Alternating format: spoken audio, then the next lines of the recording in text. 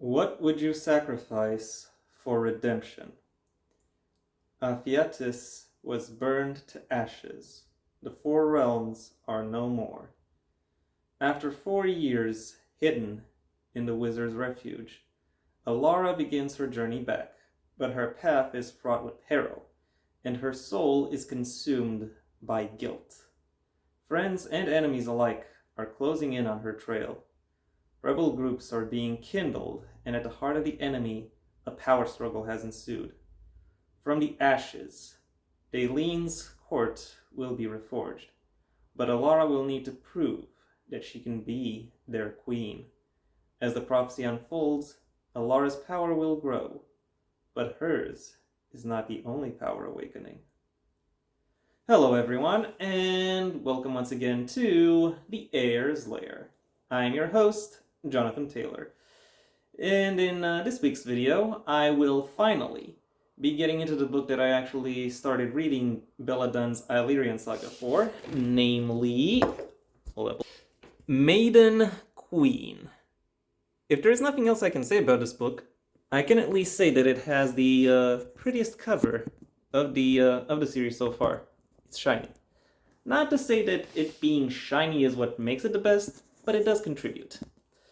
Unfortunately, that is also marred at least somewhat by the fact that it has a very spoilery synopsis, arguably by necessity. And it spoils a lot of both the previous book and perhaps by proxy of the book before that as well. Now, that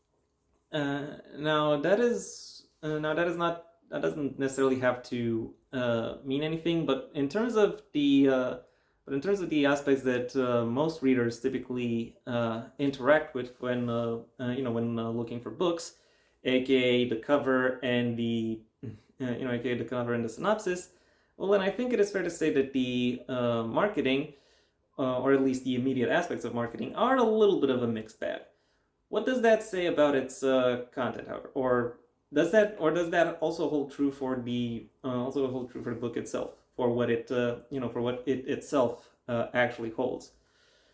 Well, my impressions on that front, in summary, are this book very much does what it is supposed to do. Not just in terms of pushing the story ahead, but also in showcasing a greater degree of artistry and thematic depth that is inherent within the way the world itself is put together and presented. I do have some gripes on that, and trust me, I will we will get to them. But there is a very careful and very deliberate level of passion and attention that flowed into making this book as good as it could be. So if you are looking for a compassionate but still layered and at times brutal perspective on a medieval world, then I think it is fair to say that you will find that within this book and the broader saga that it belongs to. Be mindful of the content warnings, though. They are there for good reason. And now that I've covered my broad impressions, it's time I delved into some specifics. The plot of this book picks up soon after the ending of the previous book, with main character Alara, who has been in protective exile for the past several years, now deciding to rejoin the broader world in order to find and assist any kind of resistance or opposition movements against her adversarial aunt. And while the book primarily covers her journey throughout the continent as she tries to find and connect with these opposition movements, there are various detours towards other characters and other character clusters, so to speak.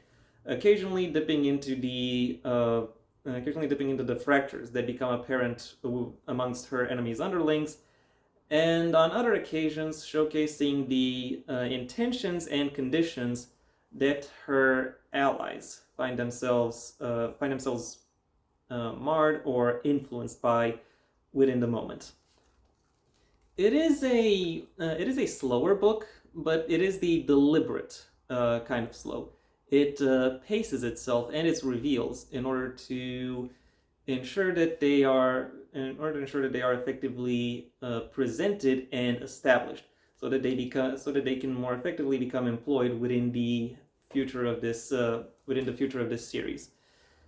Additionally, there is another factor coloring the experience of reading this book in the form of how it uses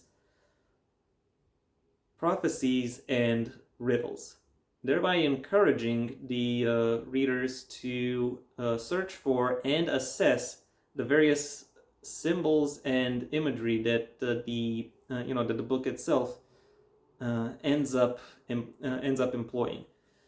And I have to say that makes and that is as I say makes for a more immersive, more engaging reading experience.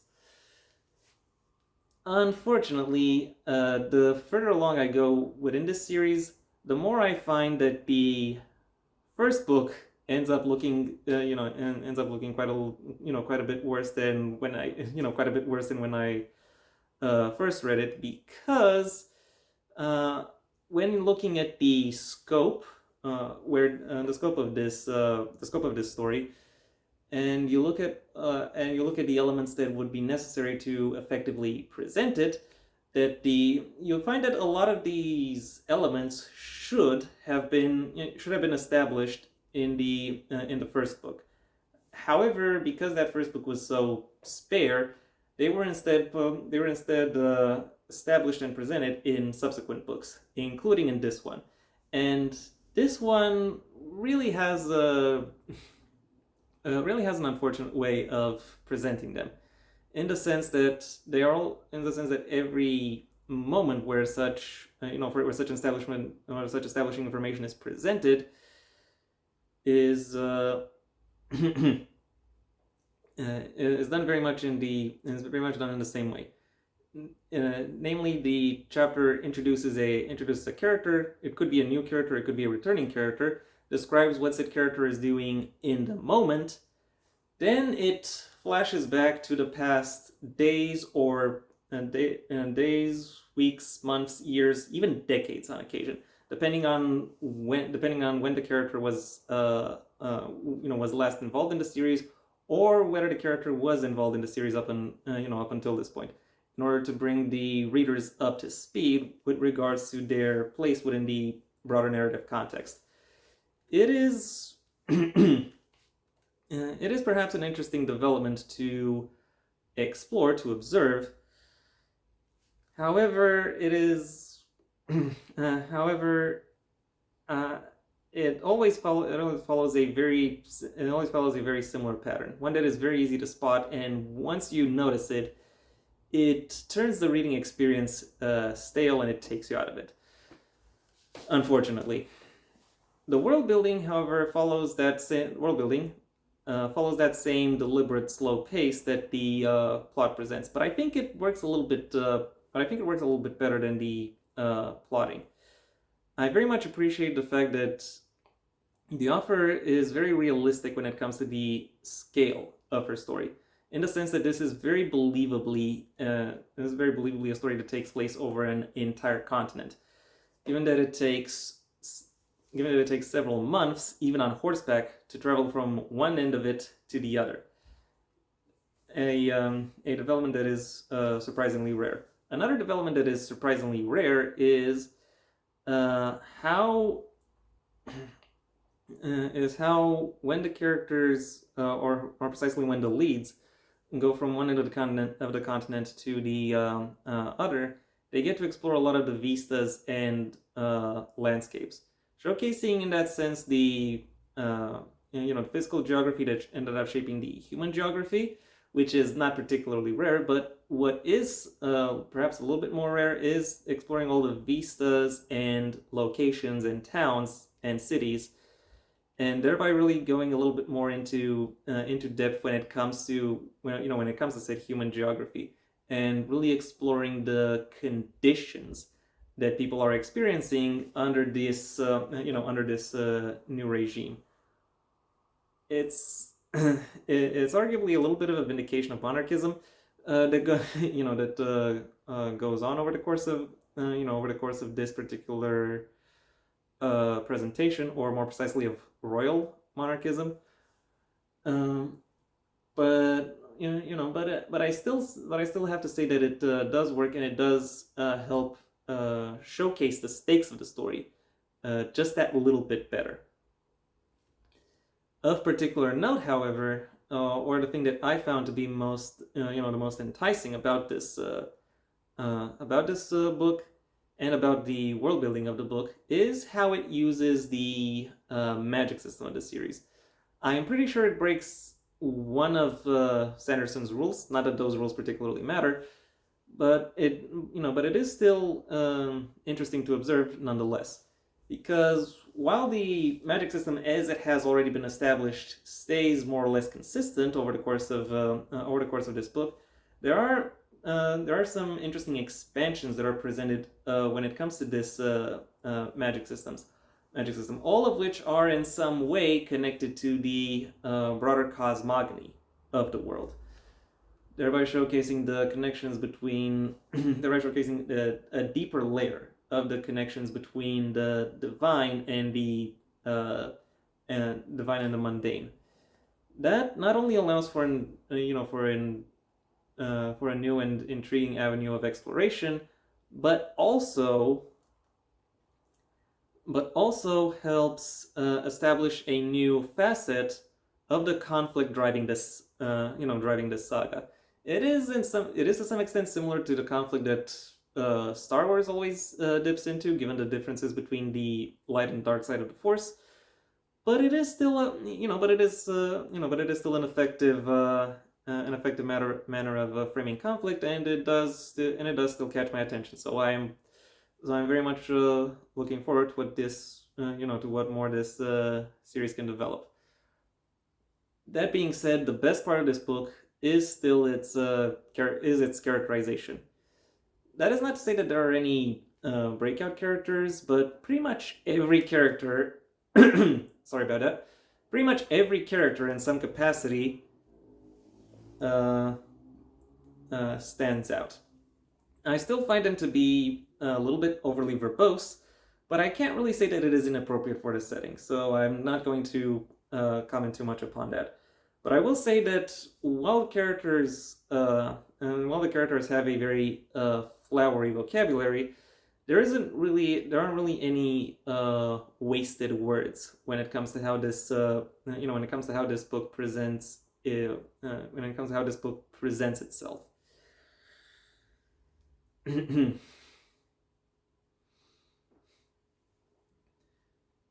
As I was saying, there aren't really any wasted words when it comes to how this book presents itself, and when it comes to how these characters present themselves, talk about each other, and also when it comes to how this book showcases their reactions, their intentions, and the ways in which they plan and prepare for whatever it is that is for whatever they are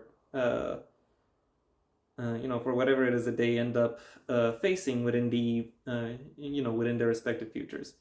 And I have to say I find that the end result of that is a setting that still allows all characters to have a surprisingly rich and surprisingly well developed interiority. Everyone has their own distinctive inner world, and everyone has something that allows them to connect to a broad segment of the readership. Not everyone has an immediate and a resounding level of magnetic charisma, but when you read through the book, you immediately know, oh, this is this character, they're related to this character and these other characters in these ways, and this is what they're interested in, and etc. Like when you read the book, everything slots into place. You just have to let yourself go within the flow of it. And as I've said in the plot segment, there is plenty to allow you to delve into this to delve into the plot and to delve into the book itself. Of particular note when it comes to the most well-developed characters, at least in my opinion, are Laura, obviously as the main character, who in her journeys ends up learning a lot more about the conditions of the conditions of the setting, and she also starts to internalize what it is that she will have to do in order to assume the position of authority that everyone expects of her to take. And the second character of note is actually her love interest, who goes on a similar arc but on a more pragmatic, more direct scale, as he as he starts taking on a broader set of responsibilities in order to in order to more effectively find his place or fulfill his place within the within this story and within this setting. Overall, while this book doesn't really have the same sharpness or dynamism that I think would best befit a book at this point in a saga, the the level of refinement that it is nevertheless capable of bringing to the saga's construction really helps to emphasize and establish a surprisingly layered and rich narrative experience. My final rating for Maiden Queen is a 4 out of 5. And yeah, that was my review. Thank you for your attention. If you enjoyed it, well then please like the video, maybe even share it wherever you think other people will also like the video. If there is anything you'd like to add, either to the book itself or to my review of it, that's what the comment section is for. And if you want to see when my next video gets released, well then please subscribe. And ideally also ring the bell or do whatever else YouTube will ask of you in order to keep you notified. My books, the first of my own Heir to the Empire series, The Next Generation: A Path Not Taken, are available at various book retailers under their respective master links in the description down below. Right past my social media links, which I also suggest you check out, should you choose to. And hopefully by the time you actually see this video, I'll have some more info on that third book that I keep having to delay. Which in turn would give you more reason to actually check out that social media I told you about. Additionally, I also have a second channel where you can hear me talking about whatever crosses my mind, though it'll typically still be related to narrative analyses, but of works outside the print medium. So if that sounds like it could capture your curiosity, then I suggest you go ahead and check it out. If, however, you want to hear more about my thoughts on the print medium and selected works therein, well then I suggest you stay on this channel and go through my extensive backlog, where, aside from an embarrassment of riches when it comes to book reviews, I also have writing advice videos, book rewriting videos, and other videos on miscellaneous writing topics. So if that sounds like it could be up your alley, then I suggest you go ahead and check it out. If none of what I said is attention-grabbing to you, then I suggest you go ahead and do whatever you want the rest of your day, because it is your day after all. And yeah, that was it from me. So until next time, I am Jonathan Taylor, and this has been the Heir's Lair.